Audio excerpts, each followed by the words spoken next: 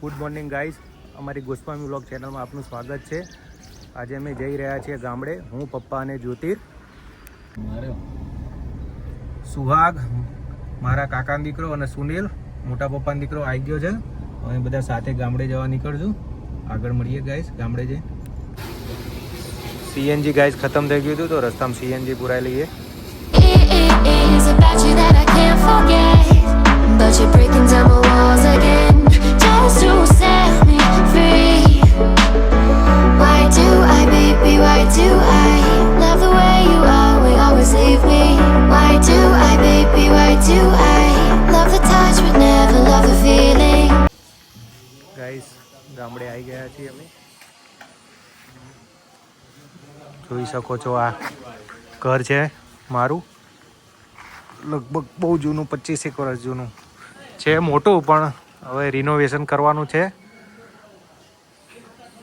પછી ફરીથી બનાવવાનું છે. મસ્ત જોઈ શકો છો. નાનપણની બહુ યાદો છે આ ઘરમાં.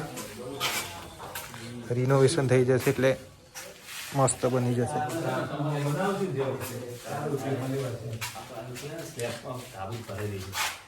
શું પપ્પા આનું રિનોવેશન કરવાનું છે કે નહીં?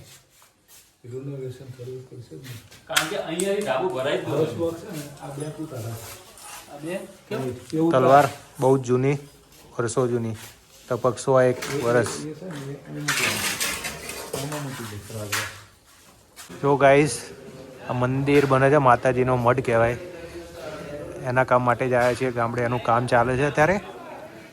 અમારા બધા ભાઈઓએ સાથે મળીને પંડોળ ઉઘરાઈને બનાવ્યો છે માતાજીનો મઢ. અંદરથી બતાવું તમને, જોઈ શકો છો અંદરથી. હજુ કામ ચાલુ છે.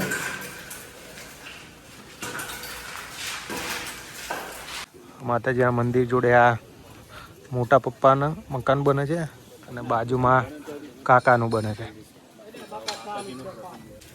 ચા પીશું હવે. રસિકભાઈ આપીને ગયા. જ્યોતિર ટિફિન લઈને આવ્યા છે, ખાય છે. સ્પેશિયલ દાદા ખવડાવે છે. પહેલા બનાવ્યો છે. આટલા તો જોઈએ. વરસાદ ચાલુ થઈ ગયો છે ગાઈસ. જોઈ શકો છો શંકર દાદાનું મંદિર. હમણાં હું એ બાજુ જઉં એટલે દર્શન કરાવીશ. બોરની મોટર રસિકભાઈ રિપેરિંગ કરી રહ્યા છે. એમનું જ ઘર છે. આપણું ઘર બી સાચવે છે.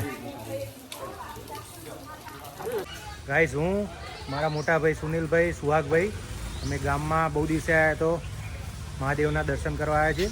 મંદિર તમે જોઈ શકો છો.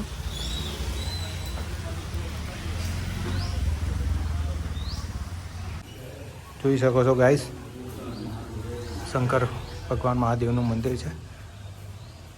આ શિવલિંગ છે. દર્શન તમે કરી શકો છો.